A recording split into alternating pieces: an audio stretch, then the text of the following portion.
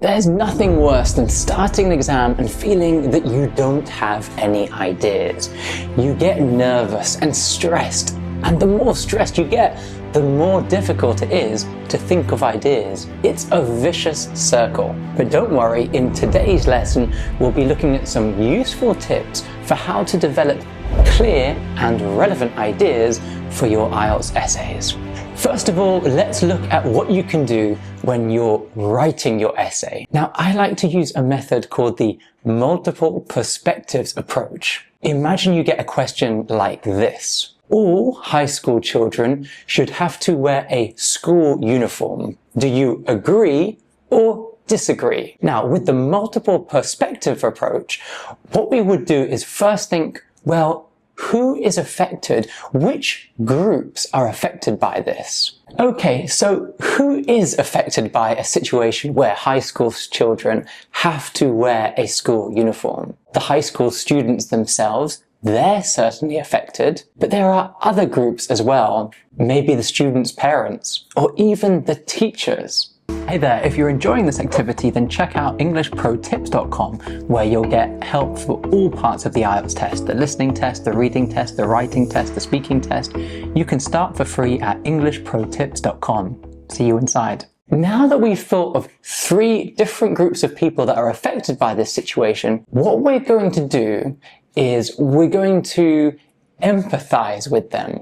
We're going to think, how might they feel? So how might high school students feel if all of them have to wear a school uniform? Well, some of them might feel that they have a loss of individuality because they all have to dress in the same way. They can't express their individuality through their clothing. That's one idea.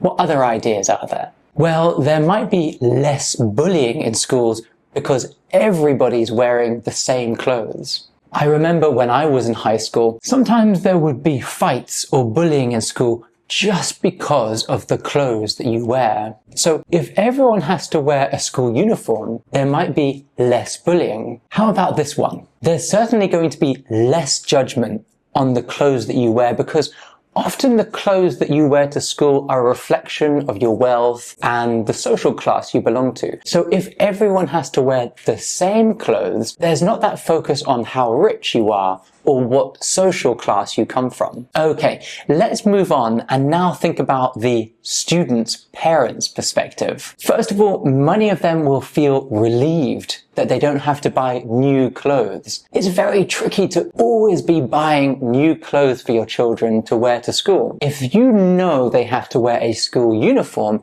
it's much easier. You just give them that school uniform and that's what they're going to wear to school. It's also quite a useful way to save money. At least in the UK, school uniforms are much cheaper than high street brands like Nike or Adidas. School uniforms might even be subsidized by the government or by the school, so they end up being much cheaper for parents. They actually tend to be much more durable as well, so often parents will pass down school uniforms to younger siblings. Another idea, having a school uniform might improve punctuality, and I'll explain what I mean. When I was growing up, my sisters and I went to different schools. I didn't have to wear a school uniform, but my sisters did. Because I had to choose what to wear every morning, it took me longer to get ready for school. My sisters knew exactly what they had to wear, so it took them a lot less time to get ready. So as a result, I was often late because I spent too long deciding what to wear. Let's move on and think about the question from a teacher's perspective. Well, there's less ambiguity in the dress code. I remember in my school, teachers would always argue with students about whether their clothes were within the dress code. We didn't have a school uniform,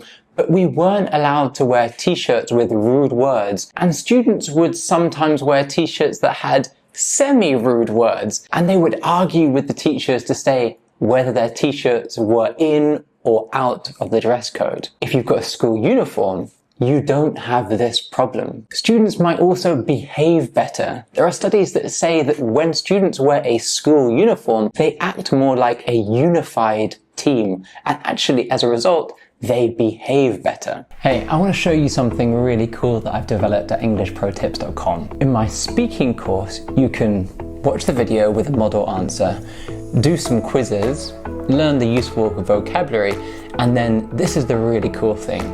You can type in your own answer here in the comment section, then wait around 30 to 40 seconds, and voila, here it is. Sammy, our AI teaching assistant, will correct your answers and give you feedback for free. It's amazing and can help you to prepare top answers for the IELTS speaking test. To try this feature out, just register for the IELTS speaking course at EnglishProTips.com. See you inside. Now that we've got some different ideas for the different perspectives, we move to the third step of the multiple perspectives approach, which is choosing our ideas. Now, we came up with about 8 different ideas when we were brainstorming. However, we don't need to write that many ideas in our essays. In fact, the number of ideas that you will write about in your essay depends on your essay structure. So, for example, if you have a simple structure or a 70-30 structure or a 70-30 plus rebuttal structure, by the way, these are all structures that we will look at in the Task 2 writing course.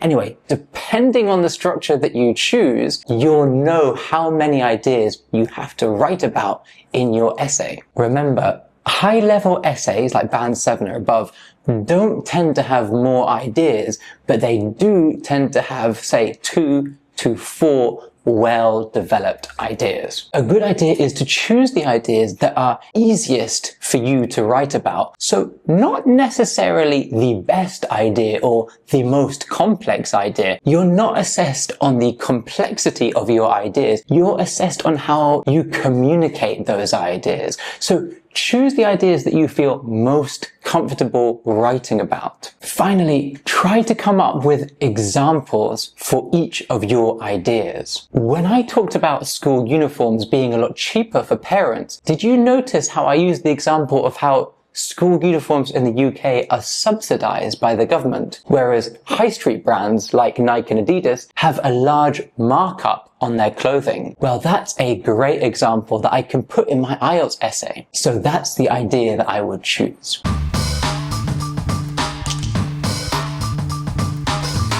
Let's look at what we can do in our preparation period. Now, this is all about developing good study habits. So here are some steps that you can follow. Number 1, choose an IELTS essay question from a reputable source. I'm going to put a PDF below this lesson with different essay questions that you can choose. Another good source is the Cambridge past paper books. So you can look through these and choose essay questions from these books. I wouldn't recommend just looking for questions online because a lot of these questions pretend to be IELTS questions, but they don't follow the correct format, or they're on topics that don't really exist in IELTS, and a lot of them are just kind of weird. The second thing is to make plans for lots of different essay questions. In your preparation time, give yourself a lot of time to plan your essays. Use the multiple perspectives approach and think about examples for each of your ideas. Step 3 in our preparation time is to take time to research different topics. Take time to Google different topics or use ChatGPT to come up with ideas for different topics. In ChatGPT, you can literally ask for ideas and examples. So take time to read these ideas and think about the ones that you would write in your essay. I also really like a website called procon.org. Now, I like this website because it has a lot of the topics that you'll see in IELTS, such as whether or not to wear a school uniform or what is good or bad for the environment. What I recommend is to have a look at the topics that appear in procon.org and then click on these topics, and what you'll find is that under each topic you have a list of the pros and a list of the cons, and read through these ideas and choose which ones you like. Step number 4, write your essays. It's very important that you practice writing essays before you go to do your IELTS test.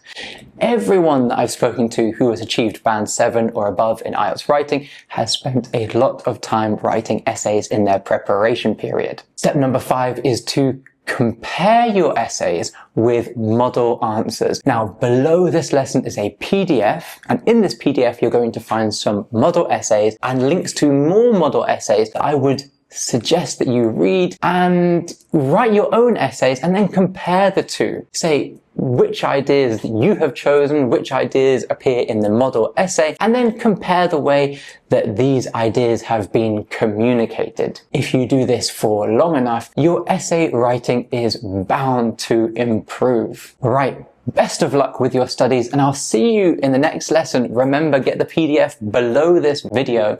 It's been a real pleasure to teach you today. Thank you very much, and see you in the next lesson. Bye then.